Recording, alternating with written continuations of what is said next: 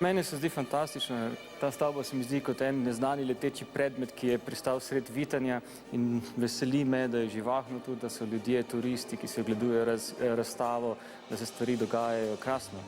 Odlično, čestitam tistemu, ki je to inicijativo začel izvajati.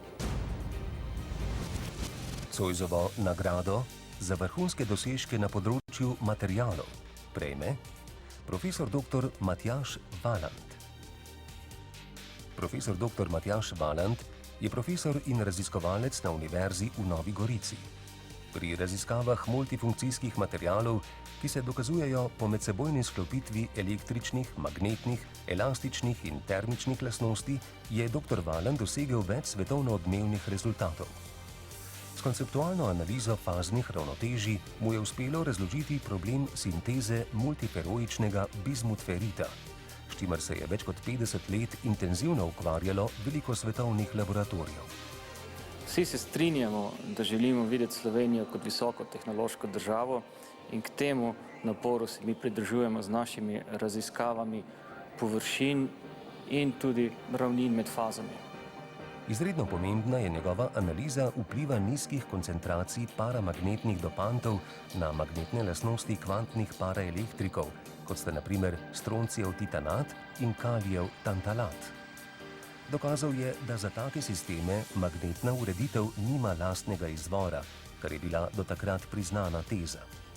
Na podlagi njegovih ugotovitev je bilo treba do takrat veljavne fizikalne modele popraviti. Med drugim je tudi odkril in prvi sintetiziral veliko multifunkcijskih oksidnih spojin. Njegova dela so dosegla visoko odmevnost v mednarodnih krogih, kar je razvidno po visokem citiranju ter H-indeksu. Svoja temeljna spoznanja pogosto nadgrajuje z aplikativnim delom, ki neredko vodi do patenta oziroma industrijskega izdelka. Njegovi znanstveni dosežki so pomemben prispevek slovenske znanosti v zakladnico svetovnega znanja in so pripomogli k uveljavitvi slovenske znanosti na področju materialov v mednarodnem prostoru. Problem primanjkovanja denarja za znanstveno-raziskovalno delo je problem obremenitve raziskovalcev. Če je malo denarja, smo mi zelo obremenjeni z iskanjem denarja oziroma s tako imenovanim upravljanjem znanosti. Torej, pišemo projekte,